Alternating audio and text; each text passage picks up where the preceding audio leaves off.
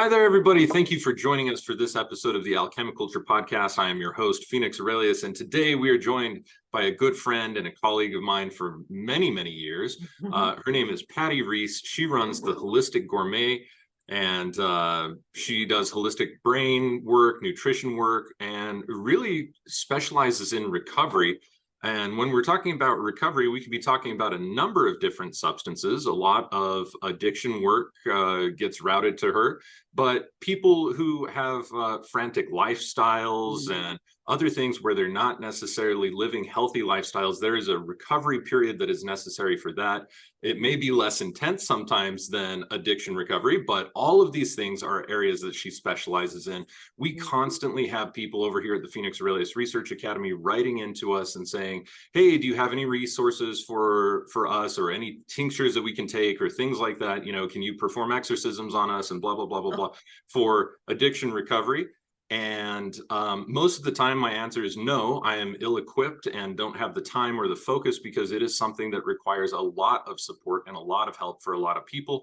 So I am very honored to bring on my very dear friend, Pati. Pati, thank you for joining us. How are you doing today?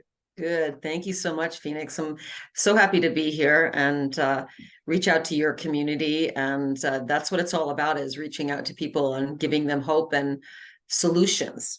Yeah, because exactly. Hope is great to talk about, but you know, there are solutions which you well know about as too. Yeah, it's it's one of the things that's, I think, is the most important, is being able to actually develop a plan for anybody. You know, most of the folks that I know that are addicted to various substances, let's just start the conversation there, especially opiates, cannabis, which is a huge one. Cannabis, I think, is probably one of the biggest addictions that goes under the radar because people don't consider it an addiction. Wouldn't you agree with that? I would certainly agree with that. Being I guess it was probably over 30 years that I was a cannabis user. And boy, it was my ally for a long time, for sure. Yeah. And then it wasn't my ally at all anymore. And I think that's one of the things that people need to take a look at. You know, is it a recreational use, or does it become a daily use? And you cannot stop. Because it's feeding your neurotransmitters, and we will certainly talk a lot about neurotransmitters, I hope, today too, because we've got to have them fed both with food and amino acid therapy and good fats, but we also need them fed with our lifestyle stuff as well too: meditation, nature, love.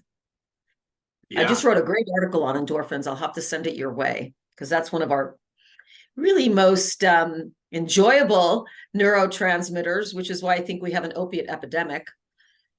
Because, well, we can go into that. I'll let you weave our meeting today, because I have a lot to share, and I really want to support people.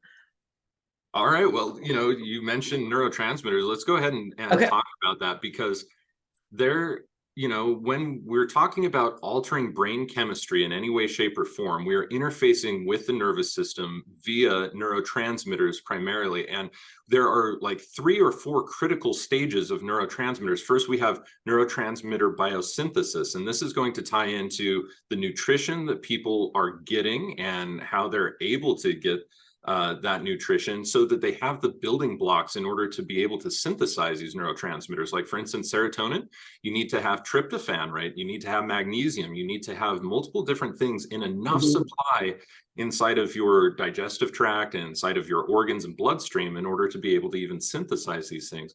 But then not only do we need to have good nutrition, but then we need to have our receptors on cellular receptor sites and other receptor sites through tissues and organs.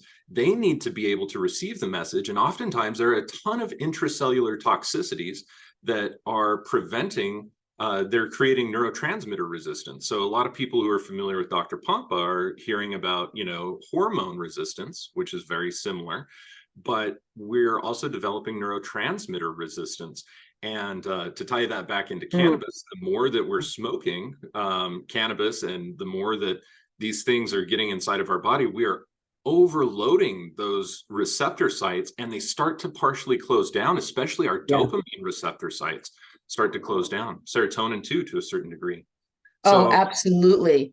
I'm looking for one of my favorite books on dopamine. There's many out there. There's the Dopamine Nation, but I'm sure you've heard of this guy. Yes. Yeah, Dr. Lustig is we are over using our dopamine because we're it's not just substances, it's activities, it's the internet, it's Yes. gaming, it's TV, it's the next thing we've got to get to, we're in this rush state. So we're shooting up our dopamine. We're up leveling dopamine, what they call upgrading, and then we're going back down. Yes. And it's that really is the addiction cycle. It's just up and down. You just up regulating, down regulating, up regulating, down regulating. Yes. In an unhealthy way without earning it too, right? Then that's like a big part of the work that we're seeing these days with addiction recovery, is that people need to step away from their phones. They need to unplug from Instagram and Facebook and all these social media sites, from YouTube, from the notifications on their phone, because dopamine also gets converted into epinephrine and norepinephrine. Yes. And so, norepinephrine, for those who don't use that term, is also adrenaline, right? Yes. And so we get a stress response sometimes when we see these things, especially when our dopamine receptors are not tonified because we've overused them. Smoking cigarettes increases and drops dopamine like crazy. Smoking anything actually will increase dopamine for a short period of time and then drop it like a bad habit. Yes. So yeah, it gets to be pretty complicated. Now let's talk for a minute, Pati, about lipid neurotransmitters, because lipid neurotransmitters and opioid neurotransmitters and cannabinoid neurotransmitters, these are the ones that most people with cannabis use are influencing, and your monoamines, of course, serotonin and dopamine primarily, that we are impacting. What type of impact did you have personally when you quit your daily use of cannabis, and what did that look like? How long did it take you to be able to recover? Wow, that's a big question. Well, let's see. So I went into pretty strong paranoia, which is one of the symptoms of low serotonin. So the thing with cannabis is it doesn't only affect serotonin. There are some substances that, like heroin and a lot of the pain opiates, those will go after the endorphins. Marijuana, alcohol, sugar, and starch affect all of the four major neurotransmitters. And we're talking about serotonin, we're talking about dopamine, but we're also talking about adrenaline and norepinephrine. They're actually called the cats. So I do amino acid therapy, and I was trained in amino acid therapy to restore the neurotransmitters. You also need food and all the vitamins that you were talking about, magnesium and things like that too. You need the cofactors. But the amino acids, we'll talk about that in a minute. The other one is GABA, and and then of course endorphins. So those are the four major ones. Marijuana affects all of them. I think that's probably the biggest thing. If I could impress anything about this particular conversation, is that those of you who are out there constantly using cannabis on a daily basis, especially multiple times a day, pay attention to what we're about to say, because you might look at it and even use the terms that it's my medicine. I've been there. I was an inveterate smoker of cannabis for 20 plus years. It is the single most havoc-wreaking substance that most people would think is benign, that is out there. I know, and we probably and there is a place for CBD. I understand that piece, but the level, what's happening with THC? Well, as we all know, the THC levels are like high. So high. I mean, I went to college in the late 70s. So, the levels back then were like so small, it was like, well, I think I'm feeling it. I'm not sure, exactly. Man. I might need some more.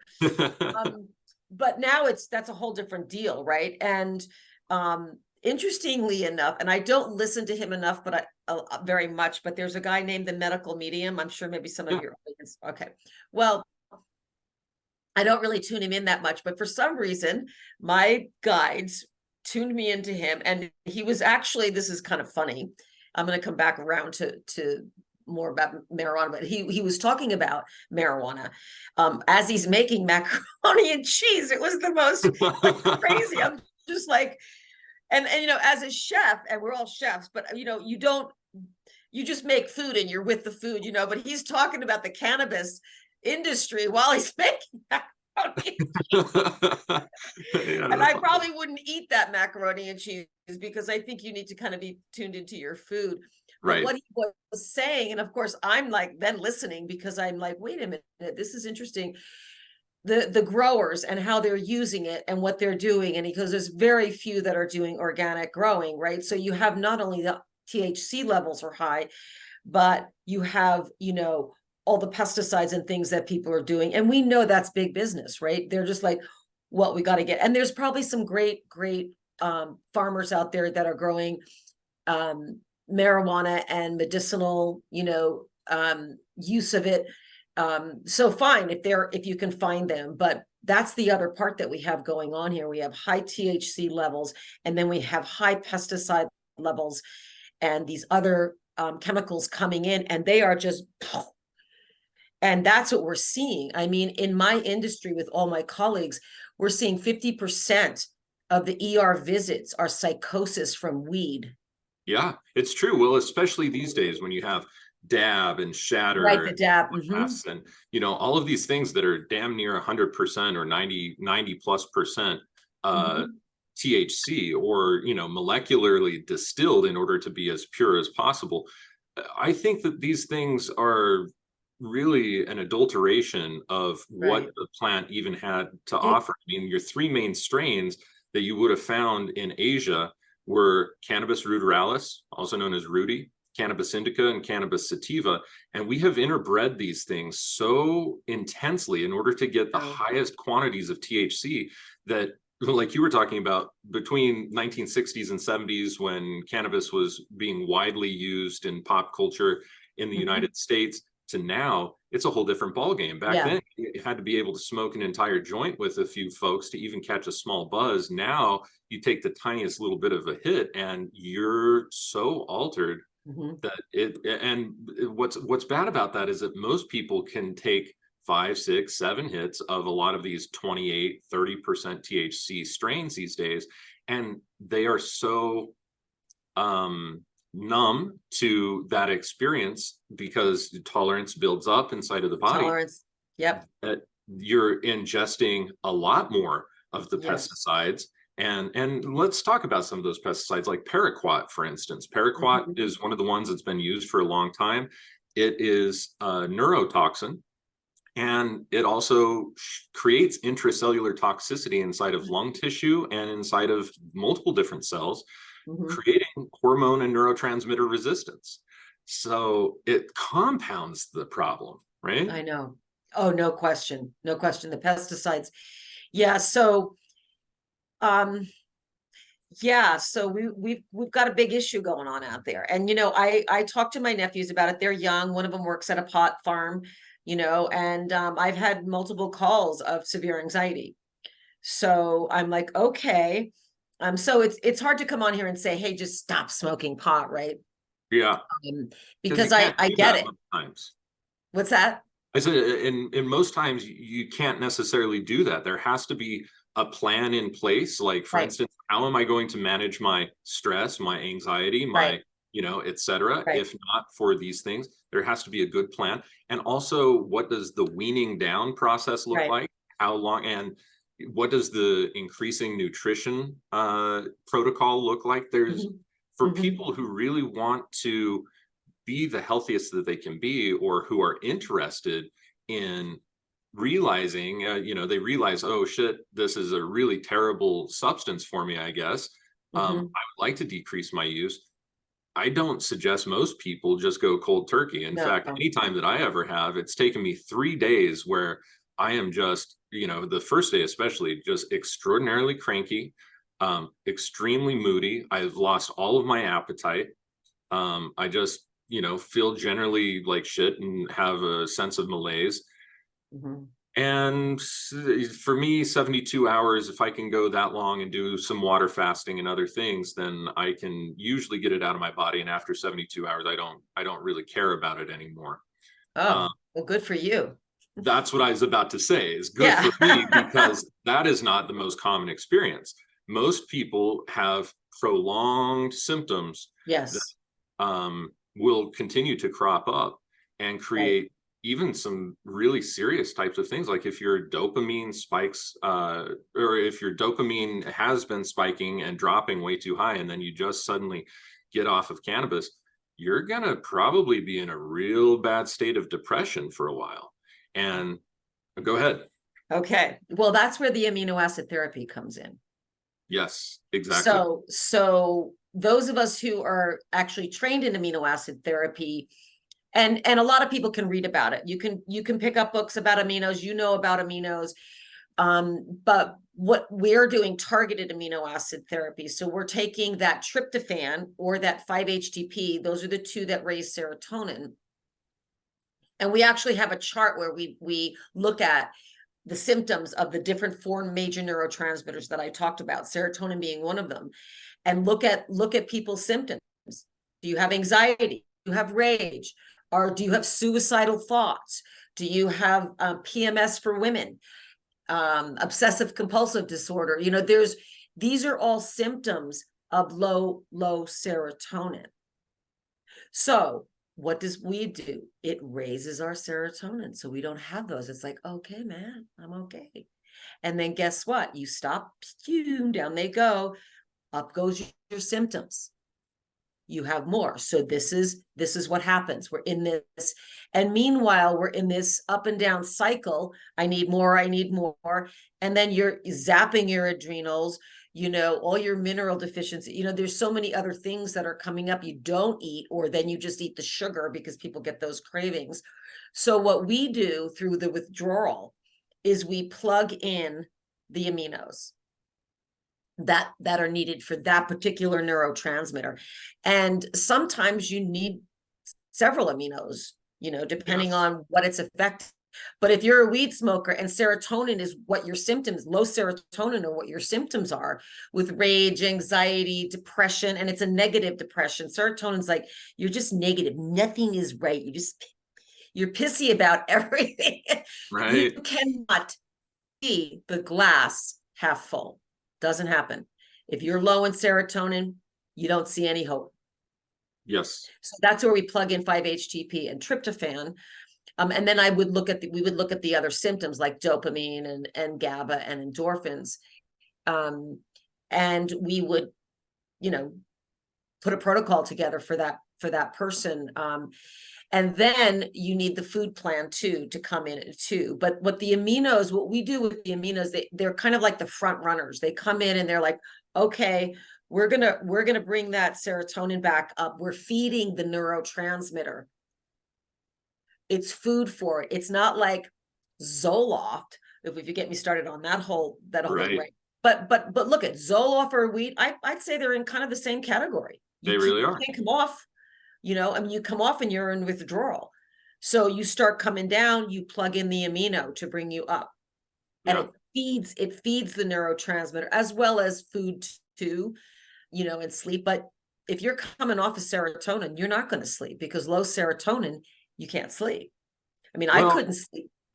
Yeah, absolutely. And I can't tell you how many people I know who use cannabis specifically. They'll do indica dominant strains in order just to be able to get to sleep. I know. And that's usually maybe one of the kind of healthier approaches. If people are only using it maybe once a day, a hit or two in the evening time, that's maybe healthy. But you and I are both within Ayurveda. We would call that pitta body styles, right? And so what? Say it again. I'm sorry. The pitta body style, pitta constitution.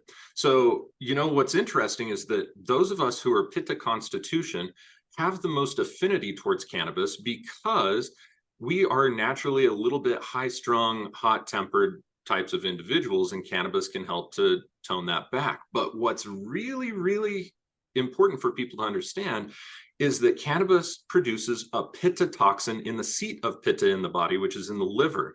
And there's tons of studies on this. Chronic cannabis use massively decreases your vitamin D biosynthesis. It decreases your vitamin A, vitamin E, vitamin K, and vitamin K2 abilities to be absorbed.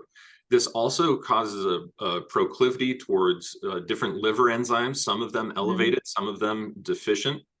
And it can really wreak havoc on the entire body. So it's not this benign substance that everybody is out there thinking like, oh, it's better than alcohol. I have to agree in most cases with that, but to what end?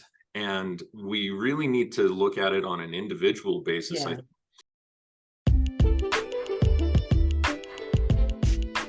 Here at the Phoenix Aurelius Research Academy, we are always searching for the very best wellness supplements and therapies.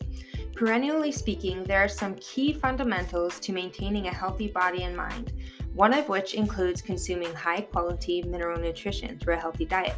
There is an issue with that though, because even with an all-organic diet in today's world, our diets are still lacking the important trace minerals due to soil depletion and unsustainable farming practices over the past few decades.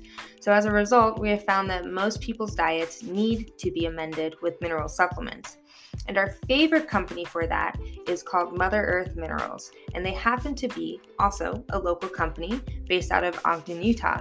This company is our favorite because they provide minerals in angstrom size, which is the optimal particle size for bioavailability in humans.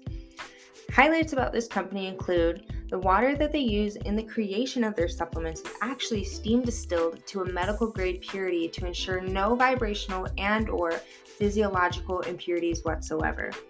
Also, the mineral elements that they use are verified by a third-party lab to be 99.9% pure, ensuring the utmost purity in their final product. Something else this company does that sets them apart is that they end up redoxing the product before it is bottled for the final sale. What that means in layman's terms is that the supplement gets added biophotons and electrons in order to increase the effectiveness and bioavailability of the whole product 100-fold. When using Mother Earth Minerals angstrom mineral products, you can rest easy knowing that you have a cellularly bioavailable and non-toxic form of each mineral, as cells only hold on to the angstrom-sized particles if they need them. And if they don't, then they're actually just stored by the extracellular matrix or else flushed out through the body. So your body will actually utilize and absorb the product, making your money spent on your supplements well worth it. We are an affiliate of Mother Earth Minerals, and we do love helping to spread the word about this amazing company and their products. And as always, we would never endorse something we are not ourselves 110% in support of. So if you would like to get started with remineralizing your body, simply use the link in the description below. And as always, thanks for supporting this podcast with your purchases.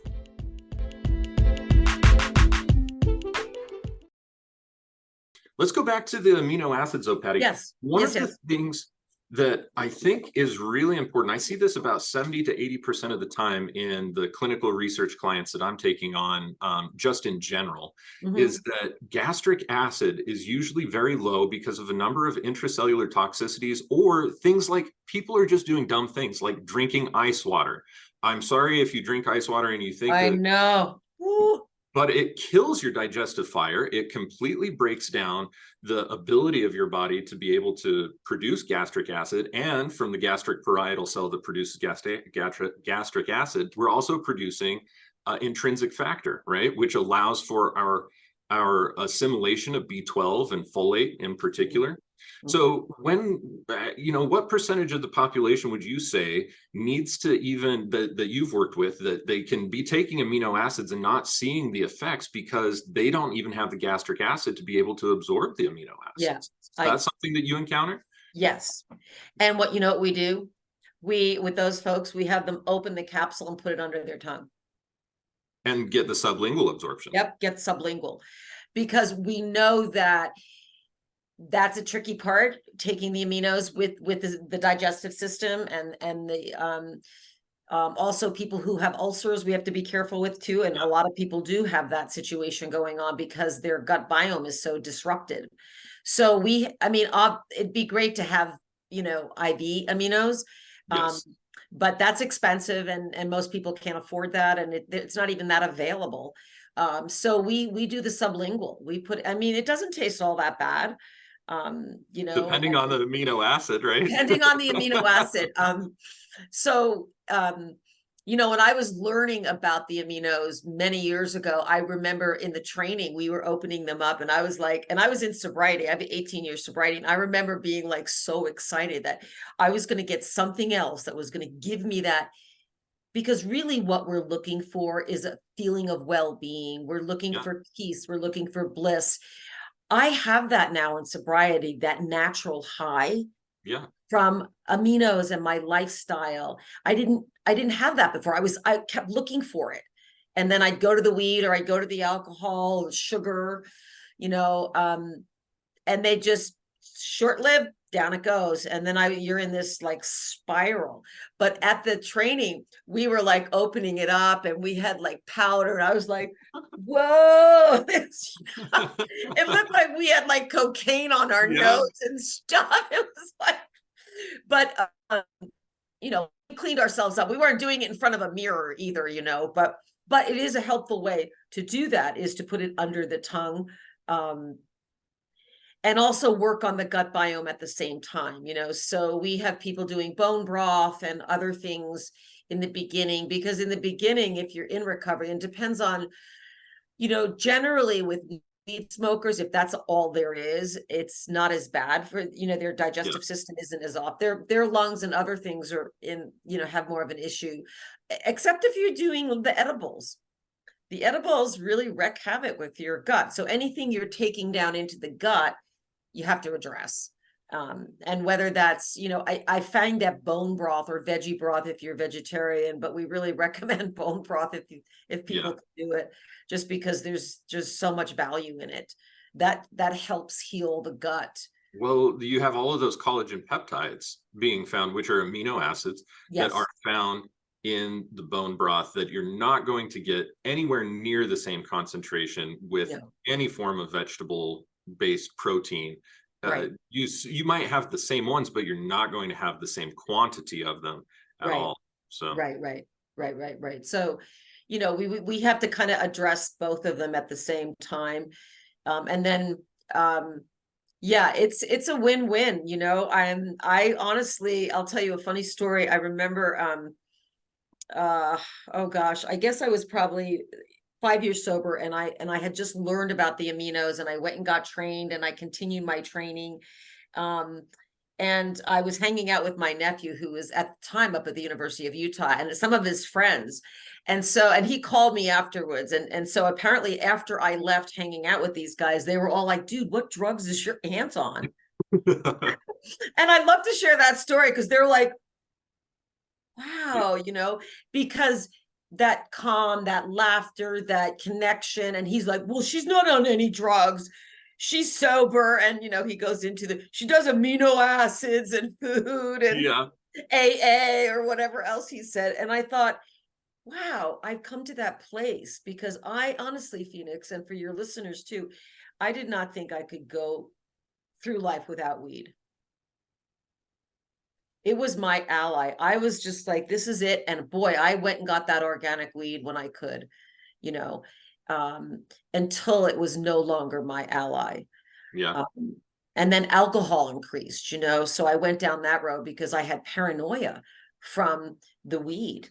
I was in really pretty severe paranoia from it. So I stopped smoking weed, and then I just went through the alcohol and almost died. It just, your body can't take any of that. But so we need to address the physical, obviously the physical neurotransmitters, and we also have to look at the spiritual, and the emotional stuff. So we need to look through our trauma.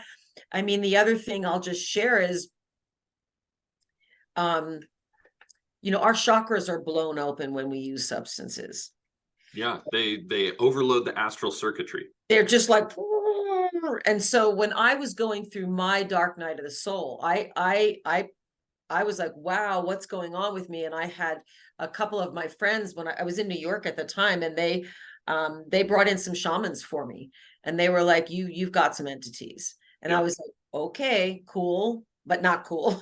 Yeah, right. Just get rid of them. Just have them go, please. Yes, exactly. And they couldn't go because I didn't stop smoking weed and drinking. That, I was like, people all the time about this. I tell them all the time that, like, if you want to get off of substances, or you're trying to get off of substances, the first thing is get the entities out, because entities are spiritual beings, and these spiritual beings, when we talk about spirit, we're talking about things that exist within the spectrum of EMFs. yes. And anything that can interface with our electromagnetic components of the body, which are primarily our endocrine system, or endocrinology, our nervous system, as well as the heart and just the brain itself. Yes. These and we also have EMFs throughout all of our meridians that flow through the fascial networks of the body. And so they can manipulate these electromagnetic signatures throughout the body in order to create pain, in order to create depression, in order to create the feelings that they feed off of. Just like we go out and we put seeds in the ground, and then, or farm animals or whatever else, they are farming our emotions and emotional resonance in order to be able to feed themselves. Yes. And so the manipulation that happens is incredibly important. And people, one of my very best friends completely discounts this. Every time I tell him, hey, look, you're coming off of opiates, you're still on what's that bullshit opiate that they give everybody? Oxycontin? No. The one that they say is like keeps you free. Oh. You know what I mean? Keeps you free, but not. Yeah, I mean, exactly. Like they give it to pretty much every opiate addict. And they Suboxone, that's the one. And he's still on Suboxone. And every time I bring up spirits, he closes right down. I can tell, like, well, these spirits know exactly what's up. They're going to continue to manipulate your behavior so that you continue to take this Suboxone, and so on and so forth. Right. I have yet to see a single person get off of Suboxone until they're able to address the spirits. Right. And it's an easy thing to discount, isn't it? Because we can't really see these spirits, and you have to take somebody's word, like mine, or somebody who's energetically sensitive, in order to, even know what's going on. But that's kind of a difficult one. Do you find, do you even approach that and perform not a lot, but Okay. I wanted to talk to you about it because it's definitely an area of it's the body. We have to take care of the spirit body. It affects the etheric body, emotional body. I mean, we have our 5 bodies that need to be looked at. You can't leave one out. Yeah. So yeah, you can fit the physical, but here's what I do, what I have experienced, and many of my colleagues have too. And that is when we get the foundational, the body and the brain piece addressed, you have, because you connect in then to your consciousness and your spirit, and you can demand these people go, because not everyone's going to have a shaman come in to clear them. But I'll tell you, when you start feeding your brain, you start coming back to love for self, and you are clear in your boundaries, you can have them go. That's and yes, absolutely you can still use shamans and energy workers that can come in and help you remove them as well too. But you need to get your brain back, because when it's not there, you have no confidence.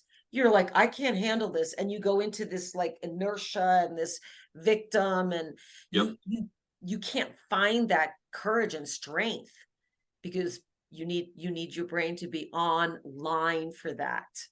Well, so let's also talk about how that ties into the root cause why most people are actually utilizing substances in the first place, which is their unprocessed emotional traumas, right? Yes.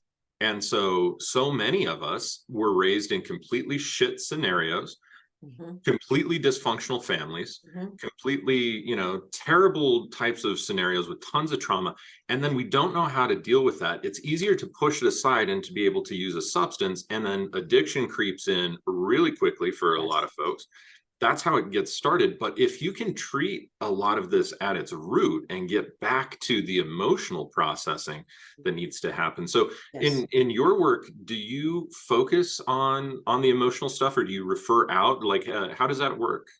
Well, I do focus on it. I'm not a therapist, so I will send people out to get trauma therapy. But a lot of people can actually step into looking at the emotional work as well too. The body keeps score. I mean, that's, feelings buried alive never die. I mean, we know that. So addressing, I mean, for me too, coming at it as a holistic health coach, and actually when I was trained as a health coach, we looked at everything that affected your health. Yeah. We looked at, except when I was in school, this was 24 years ago, we didn't really look at addictions very much. I'm sure they do that now, but back then they didn't. But we look at all the things, your relationships, money, trauma, all those things that affect your health. So it's important for people to, the trauma body and the pain body, that can go back into the subconscious too, where you're not even, oh, I'm good. I'm good. I don't feel it. I'm okay. But a lot of us who had trauma, and I did have some strong trauma when my father died at 10, it was just, I just put it way back there because I didn't know how to deal with it. Nobody talked about it. It was 1966. It was a long time ago, so yes, you have to look at all of the bodies, the five bodies. But when the brain is fed and the neurotransmitters are, you can then go into the trauma. So what we found is when the brain is fed, then you can go actually and act and get that therapy that you need, because you're able to handle it. It's really hard for people to handle that when, their brain's just offline. They can't go into it, because we need adequate neurotransmitter balancing to go into the trauma and to start moving that stuff, because we all have some trauma, and but we can't live our life under that. It is it's a hard life, and we're meant to be in joy, and we're going to get frustrated. I mean, everybody gets frustrated or angry a little bit here and there. But you feel it and you move it. You feel it and you move it. Yeah, exactly. It's a transient feeling, not a permanent state of existence. No. But permanent state of existence is low neurotransmitters. You're not getting out of it. Or at least on the physiological and kind of nervous system level, right? Yes. So, yeah, I can already foresee that there's going to be a ton of questions in the comments. Let me just clarify a couple of things from my experience that we can talk about right now and nip some of these questions in the bud. For those of you who are concerned about the gastric acid component and can you even absorb your amino acids, here's the thing about proteins. Proteins need some sort of gastric acid. You can buy HCl supplementation over the counter, and you can take HCl with any meal that has 10 grams or more of protein, although I, in my clinical experience, do not suggest taking it more than 3 times throughout the day. So try to stack your protein and the dosage of your amino acids. Eat those with a meal, take them with an HCl. If you're concerned about that. For those who are concerned about intrinsic factor and the inability to absorb B12, which is an important cofactor, as is folate, an important cofactor in the development of many neurotransmitters, as well as just general energy levels and vitality throughout the body. If you are deficient in intrinsic factor, you have 2 options. You can do IV or intramuscular injections of vitamin B12, which bypass the entire necessity for the body's intrinsic factor to respond. Alternatively, there are some supplements out there called intrinsic factor B12 and folate. You can find these even on, places like Amazon if you wanted. And those are going to be things that you can do. Most of the amino acids you can also perform research on yourself and find out what deficiencies are common with what types of addictions and certain types of situations as well. So all of those are also available at your local health food stores, as well as on places like Amazon and other health food websites. Now, is it true that, in my opinion, we shouldn't be relying on supplements to provide us with all of our stuff? That is true, but that is subjectively true. That is, if the human body is already working in a really great state and things are tonified, then we should be getting nutrition from the foods that we're eating, and that decreases our need for supplementation. Absolutely. However, if our bodies and our minds are in such a place that the amount of food that we are eating and how much is actually bioavailable at any given time due to the toxicities or general dystonification are not capable of absorbing what even 20% of what you're eating, then your recovery is going to be spread out so long that you're fighting an uphill battle, and you're probably going to lose that battle because it's so hard and you're not well equipped enough for it. And that's where supplementation really can come in and can really help people. So for those of you who are talking about that in these comments, and again, I'm just kind of projecting into the future because we always get comments like this, those are a few things. Also, in terms of processing trauma, like Pati said, she's not equipped to be able to do this 100%. She can give you tools, tips, tricks that she's learned and other things like this. But those of you who have gone the route of psychotherapy and clinical therapy may notice that a lot of it is regurgitating the trauma without actually being able to get over it. And so if those pathways are not effective for you, have not been effective for you, or if you just have some innate resistance to those things, I want to introduce you to EMDR. I want to introduce you, and my wife, The Noriana. emotion code. Yes, exactly. Emotion code is good. EFT, various forms of hypnosis and hypnotherapy are very effective at being able to process this in a way where it is safe and able to be processed, because you're in a container that is designed for that, and therefore the body and mind is able to compartmentalize what is happening, and it's not rehashing things. It's actually allowing the emotion to be digested. And I talk about this because when we talk about food and nutrition and digestion, we think about it like that, but we're constantly taking emotional stimuli and spiritual stimuli and whatever else, and we're trying to either process it physically or we're trying to process it mentally. You cannot process an emotion mentally. It's like if I take silica dioxide, as a crystal quartz, your body is perfectly equipped to be able to handle the digestion of various forms of silica and of oxygen. But in that crystal quartz form, if you take that, your teeth can't break it down, your stomach can't break it down. You cannot digest that type of thing through your physical body.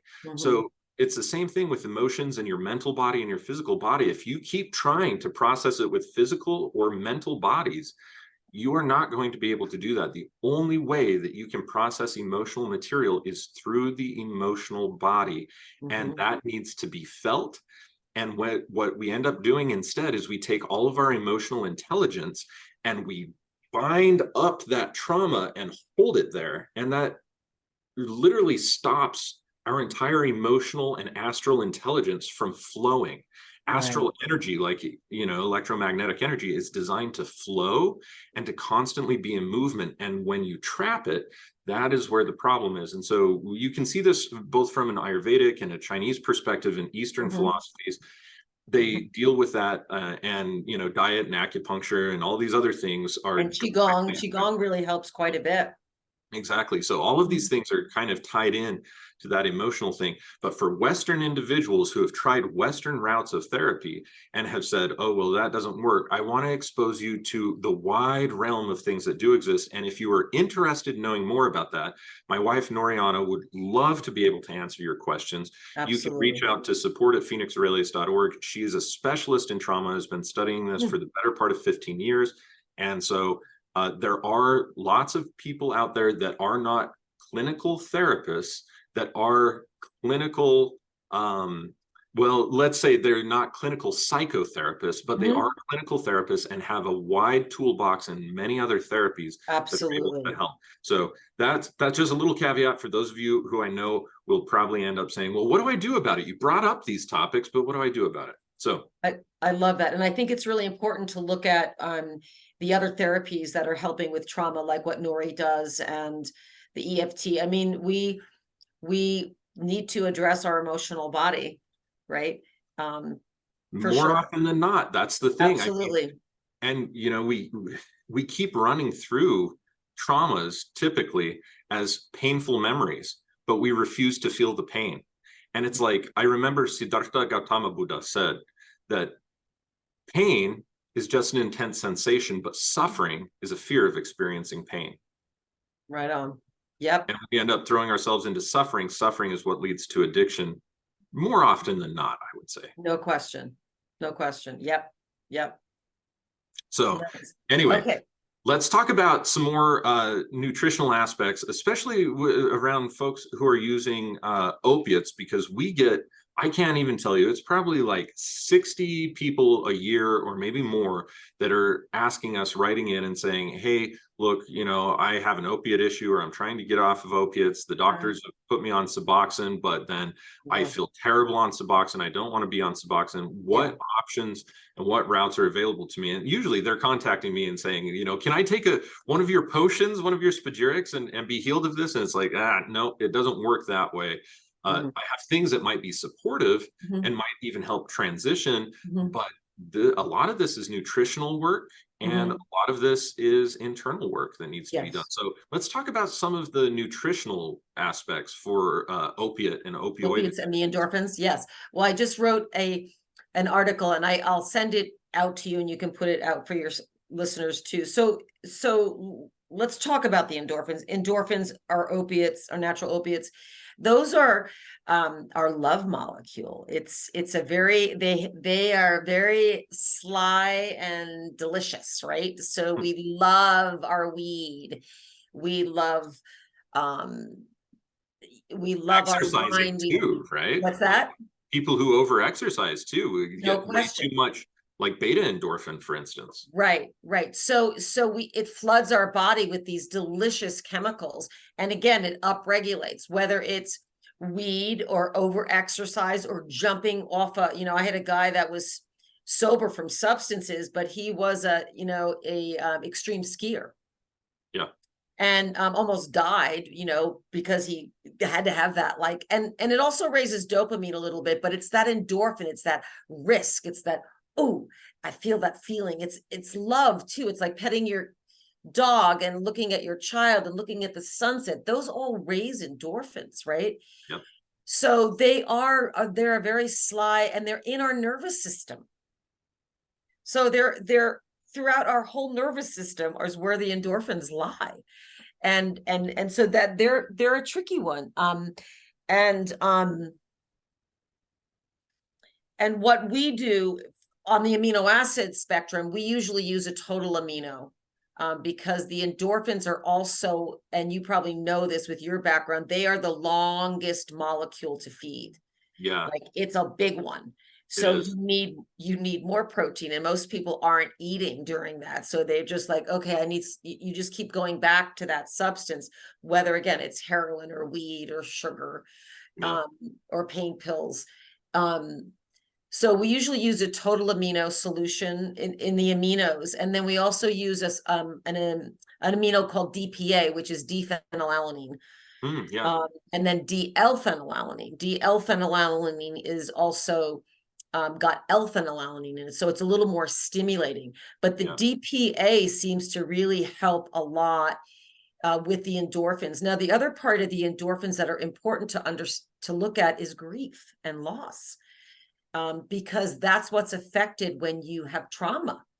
So linking it into trauma is right there, man, because whether you were in an accident or you lost your brother, or you were abused or raped, you go into flooding, you're flooded with endorphins, because that's a protector.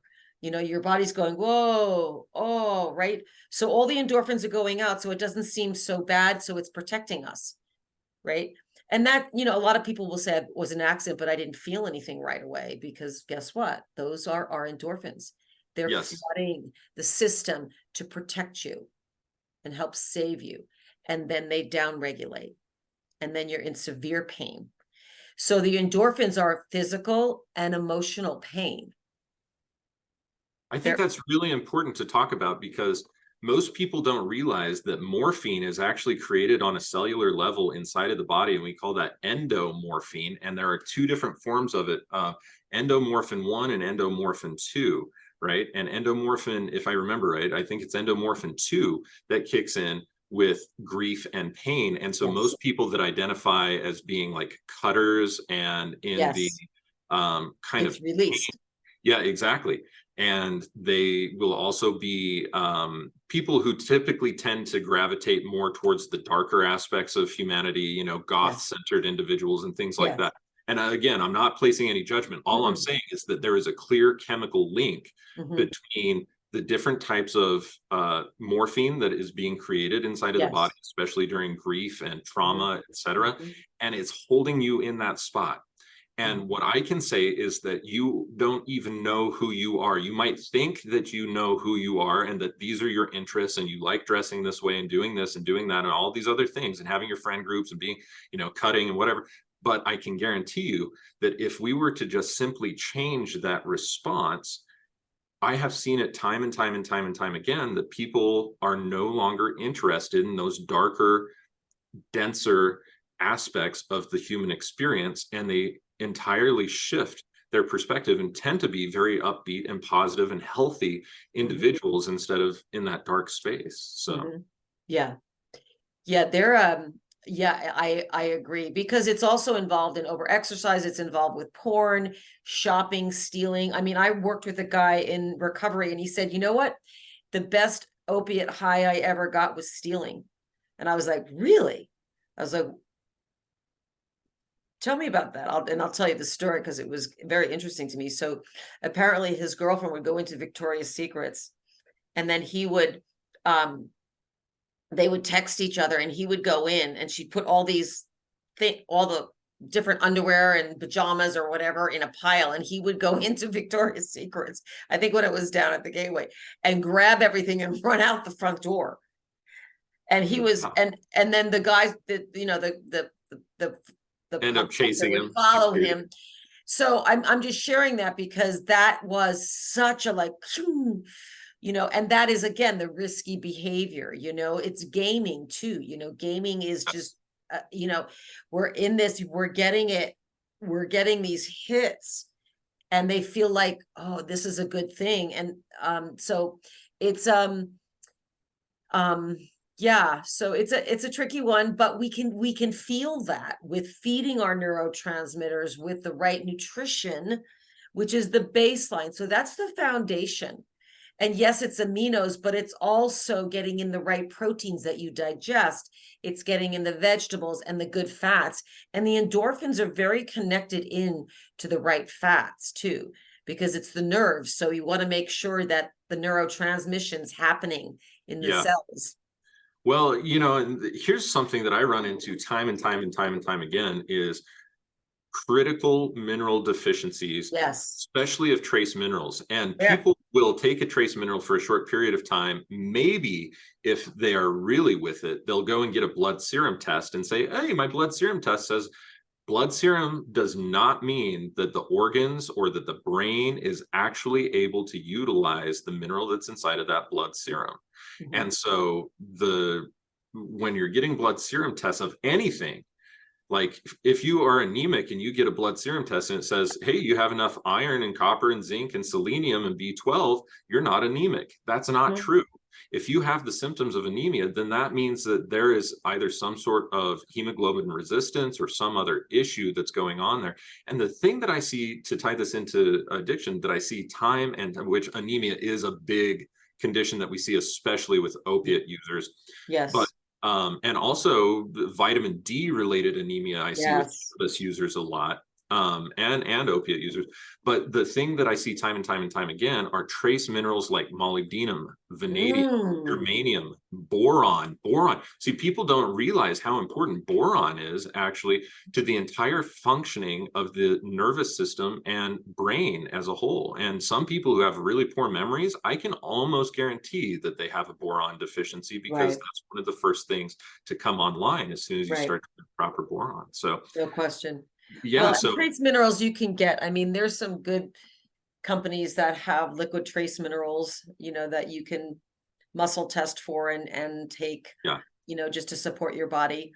So exactly. Well, and those ones again, so most of the alkalizing minerals, for those of you who are out there, most of the alkalizing minerals, your body is not able to absorb alkalizing minerals unless you have strong gastric acid. The alkalizing minerals are going to be the ones that are the most ubiquitously used, including calcium, magnesium, potassium, chloride. Usually you can absorb sodium, so that's not a big one. Let's see, iron, copper, zinc. Okay, so these are also considered to be electrolytes. Every single one of those are considered to be electrolytes, but your body can't very easily absorb selenium. Usually you don't need huge quantities of selenium, but you do need a decent amount of it. Same with like boron and other things. So if you are taking supplements like magnesium citrate, I just wanted to bring to the awareness of our audience here that you can only absorb a very small percentage of that magnesium citrate in the first place, just because it only contains about 30% magnesium at best.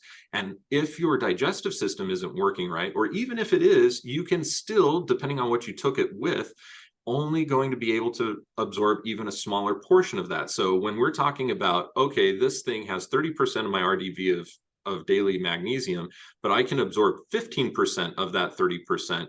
Now that's the type of math that you need to be doing. The only way to be able to get these things directly in the bloodstream, again, is through intramuscular injection or IV therapy, or my favorite is ionic angstrom minerals, because they're sublingually absorbable and about 100% bioavailable.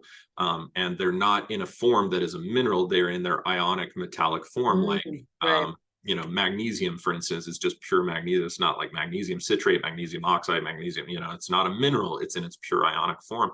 And for those of you who are interested, we will be providing ionic angstrom minerals here probably around the first of the year. So until then, I do suggest Mother Earth Minerals. They're a company that is run by Dr. A. True Watt here in Ogden, Utah. I have met him. I've interviewed him. You guys can check out that podcast episode if you're interested.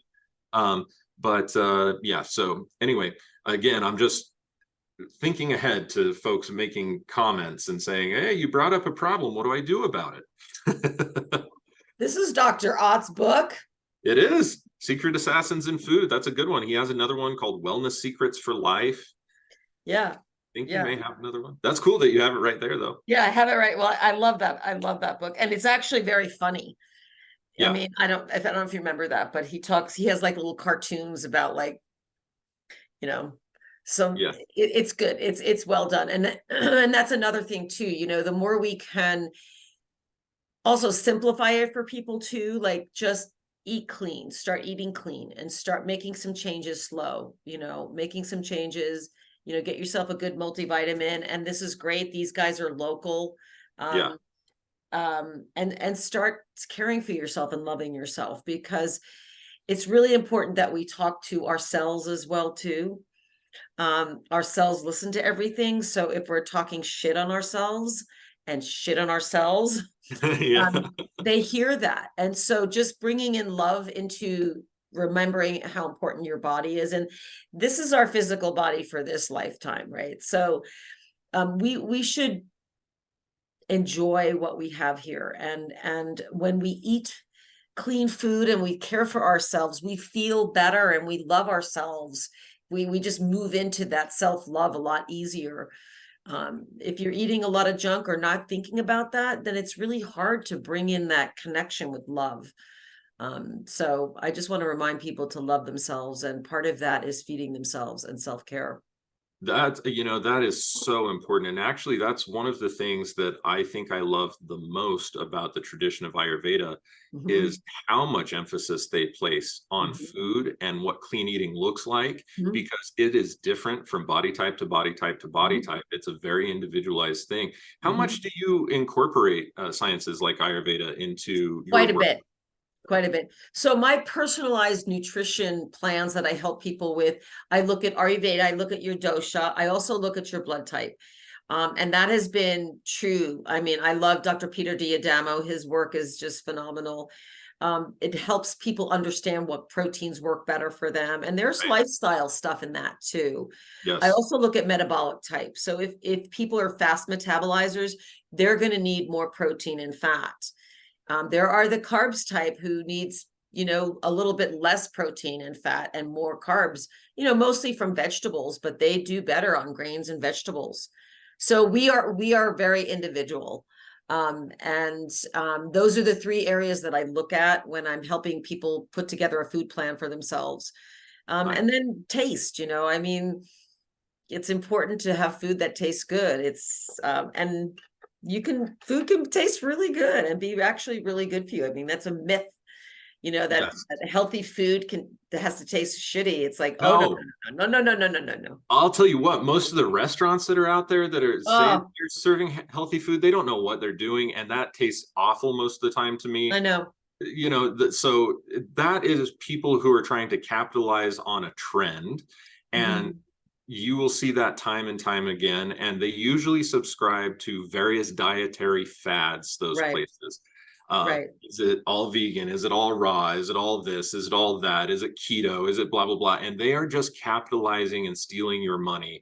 Whether some of the food options are good for you or not is irrelevant to them, as long as they know that they have a customer base that's going to support right. them. And from a purely business perspective, you can't fault a person for engaging in No, business, but as a consumer, you have to be aware of what is a dietary fad and what is not.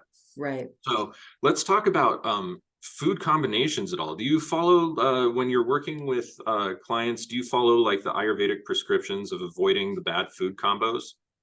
Yeah, I do. It really depends on the person and their digestive system and what's going on. Um, I do to a certain extent. For a lot of people, they just need a basic clean food plan, that if you so when someone first comes into me, I'm not going to do that right away. I'm Okay. going to just have them clean up and I have found working with the blood type that you are when you look at the foods that actually create the lectin, the glutination stuff happening, that that by itself can create a lot of digestive stuff. So I I I look at it somewhat, but I find that when people look at the blood type and they use their dosha, that they can digest most things pretty easily. Hmm. Yeah, Yeah.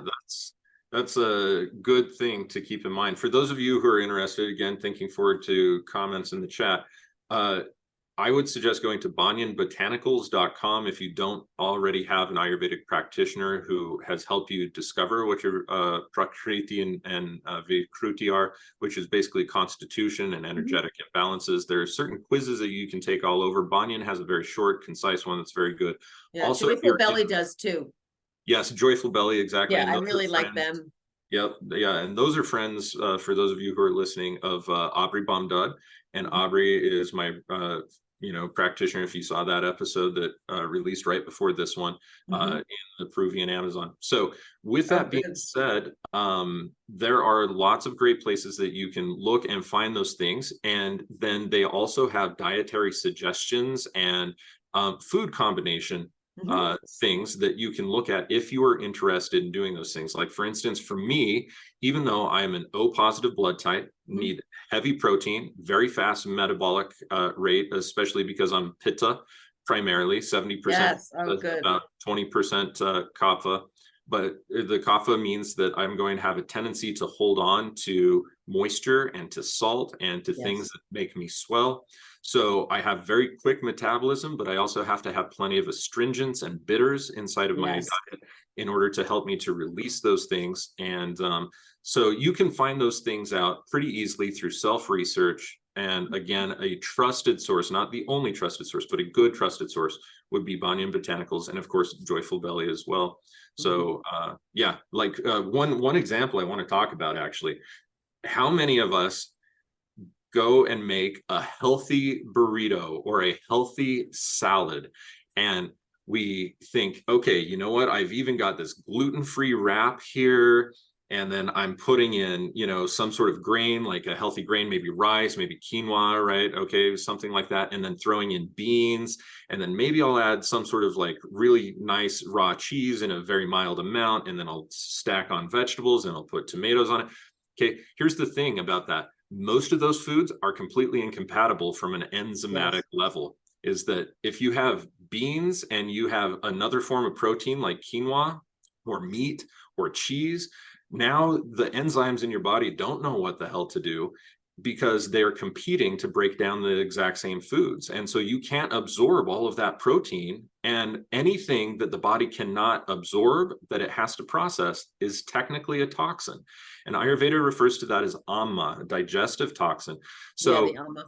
Yeah, so anything that is taken in excess and that cannot be absorbed is toxic to the system, and it will not be healthy. All of those foods individually are healthy.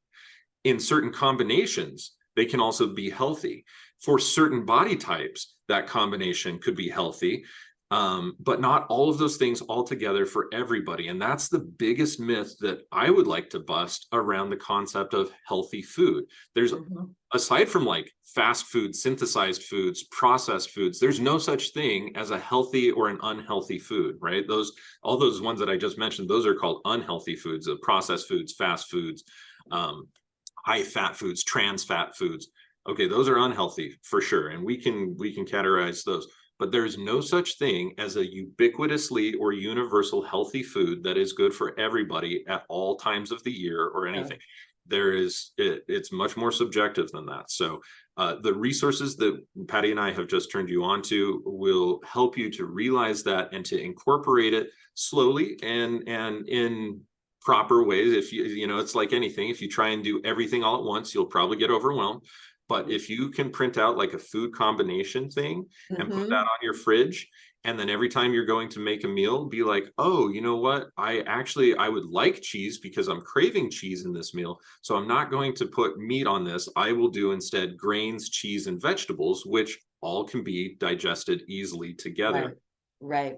Things like that can help tremendously. So no question. I think your body, you know, when you start caring for your body, you can intuitively go in there, because the intuitive eating is real. Your body's like, wow, I don't need all of it. There's too much coming in, you know. And one of the things about Ayurveda too is like, you know, listening to your body and going, oh, okay, like you don't need to eat all of that right away.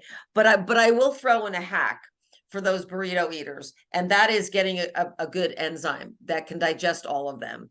That's true. The enzymatic, the pure liquid gold, I think it is, they are really well set up with enzymes. So, you know, there are that, you know, we're going to go out to eat and I'm going to have a burrito.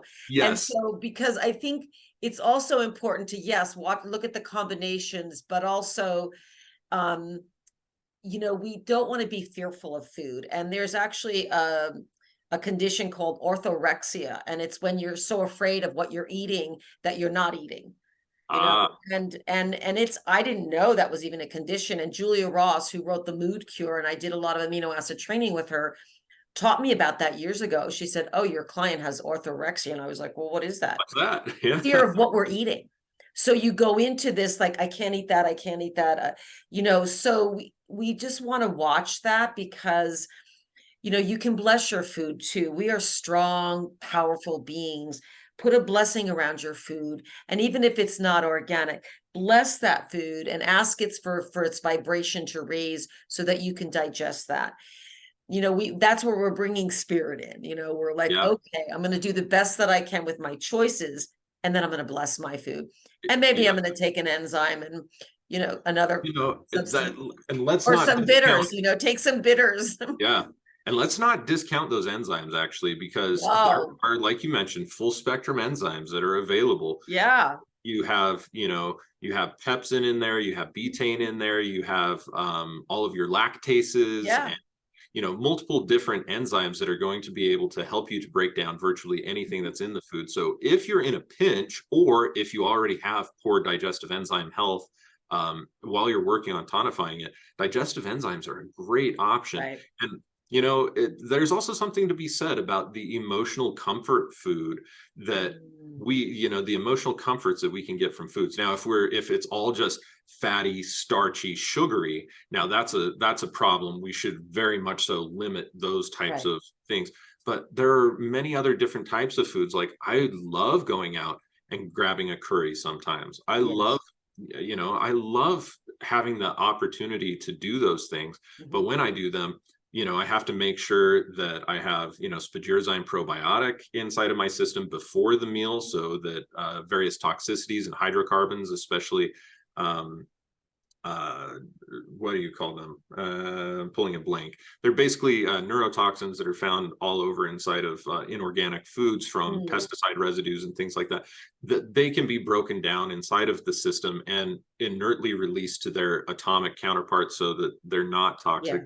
There's various things that you can do, but if you're relying on that all the time, your system will still end up having some problems and you'll feel shitty.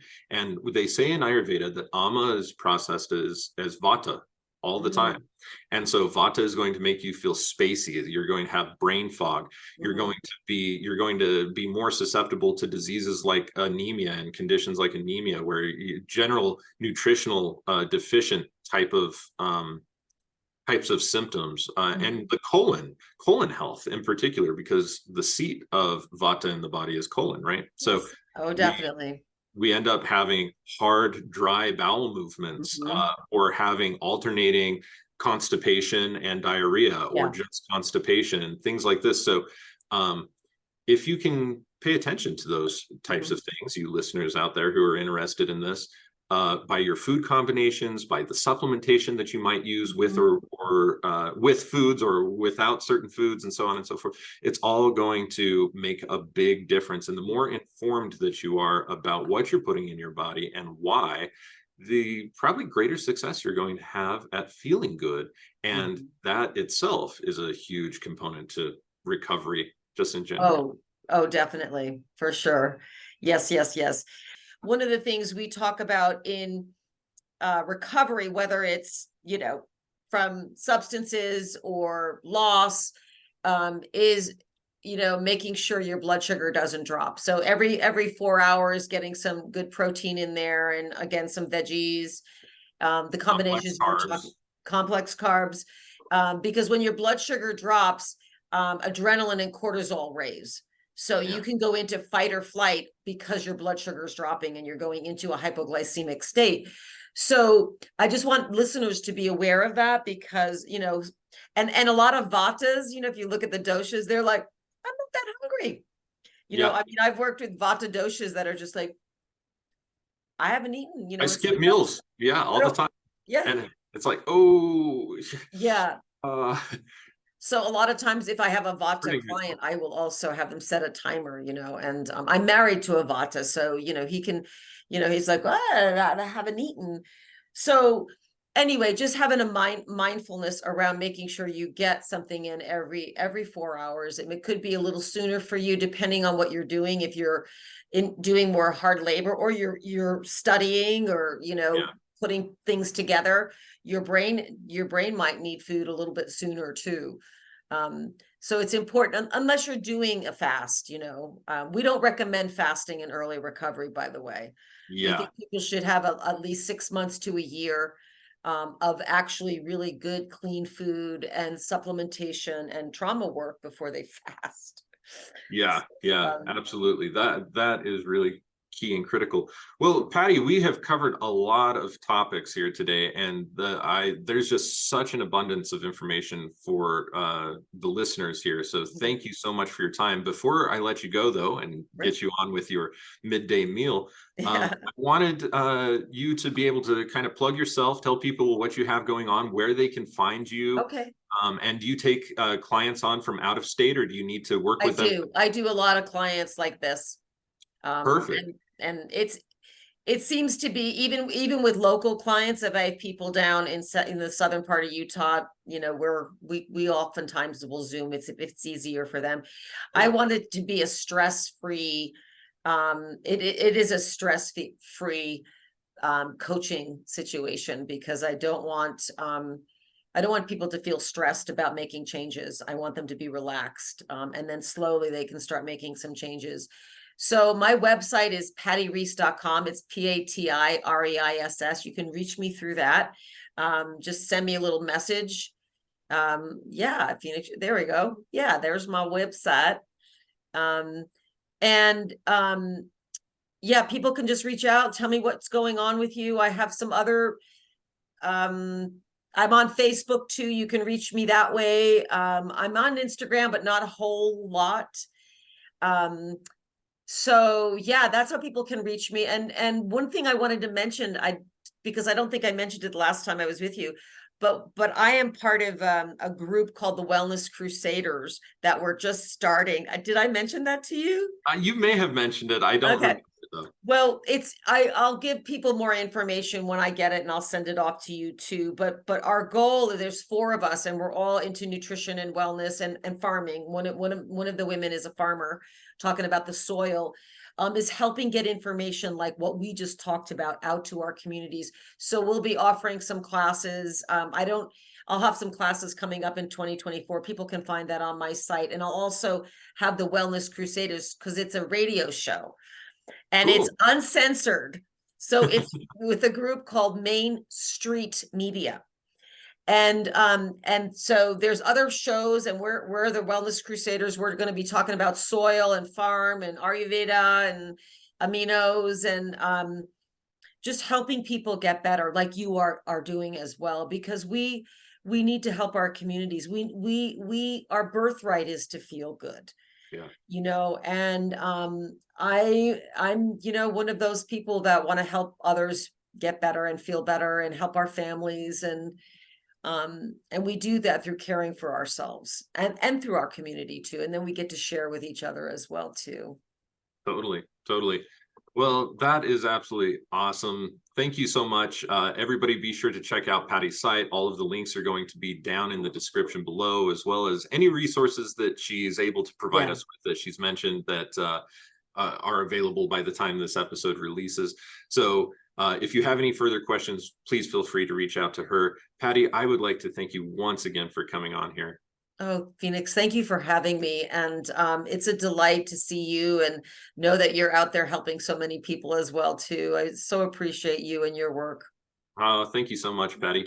And thank you, our viewers and our listeners, because without you, this podcast wouldn't even exist. It's because of your interest and because of all of the things that you are feeding me with and saying, hey, Fee, will you talk about this? Will you talk about this? Will you have somebody on about this?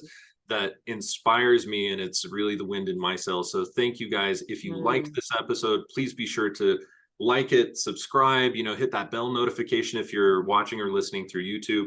Also be sure to share on social media and with your friends. Share this with the people that you know. Almost all of us know somebody who is in recovery or who needs extra help. And the things that we've talked about today are usually things that are not the number one go-to when looking within the modern allopathic model. And so being able to provide some of these more alternative resources can really help to support those that you know and those that you love. So again, thank you to all of you. And until next time, many blessings. Blessings. Thank you so much. Bye. Thank you. Bye-bye.